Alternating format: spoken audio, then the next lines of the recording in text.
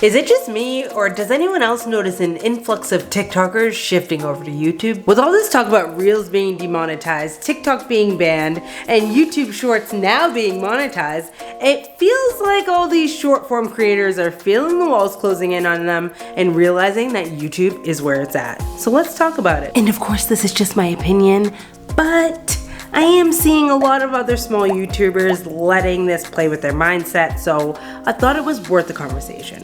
You know, that whole mindset on there's too much competition, so why even bother?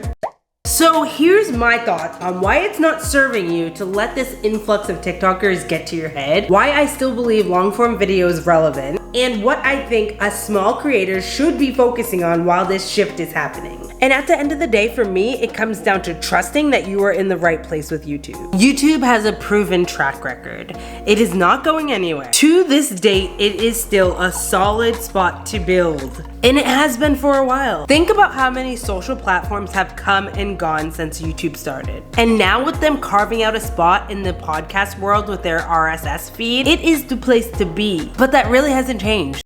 On top of that, it is the second largest search engine in the world, which means it's where evergreen content lives for the long run. People come to YouTube to solve their problems, just like Google, and they have been for years.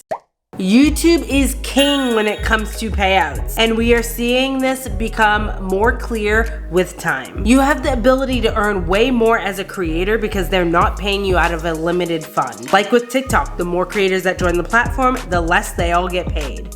It doesn't seem like a win-win. That's just not the case with YouTube, which means that there is the same opportunity here for you today as there was before the influx of TikTokers came over. And I've heard a lot of things recently just on podcasts that I haven't looked too far into, how there have been changes made to the algorithm to help smaller creators so that it's not only the bigger creators that are being pushed out on YouTube. So that's great news for us.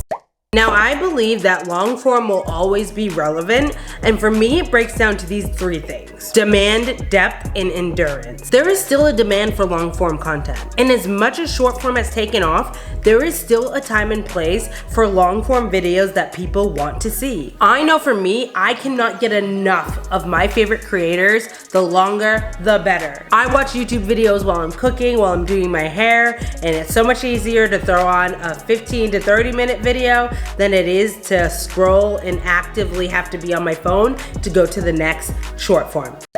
When it comes to depth, you can only fit so much information into a short form video. If you are wanting more depth on a certain topic, long form is where it's at, and it always will be. When you want a thorough tutorial, where are you gonna go? When you see a quick recipe that's thrown on the screen, but you want more details on how to break it down, how do they do this part, how do they do that part, that's where long form has its place. I think that they complement each other because there are times where I don't want the 10-minute video. I just need quick bite size. I'm in the middle of this and I just need to figure out X, Y, and Z.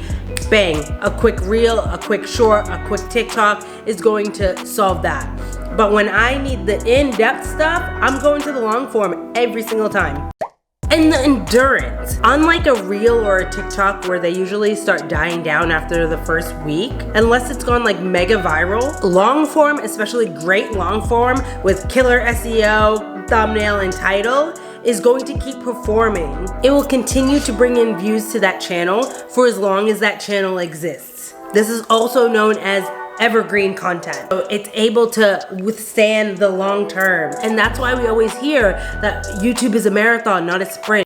So what should us smaller creators do with this influx of short form creators? Keep creating, acting as if nothing has changed. Continue working on things that you would be working on normally to grow your channel. Creating valuable, engaging, quality videos. And engaging with the audience that is already showing up for you, no matter how big or small. I just dropped a first quarter analytics video that shares the things that I did to help me go from 400 views in a month to over 7,000 views in a month. If you aren't having these regular check-ins throughout the year to look a little deeper, take some notes on areas that you can improve and work on, then you are doing yourself a disservice. So I hope that video can empower you to take ownership of where you're at with your channel and the things that you can start working on big or small, to start pushing towards more growth. We are in the beginning of Q2, so there is still so much time to make progress towards your goals. So let me know, what are your thoughts about the influx of short form creators joining YouTube? Do you think they'll stick around? Do you think it matters? I would love to hear some other thoughts and perspectives on this conversation, so definitely let me know in the comments. But I also want to keep you accountable, so let me know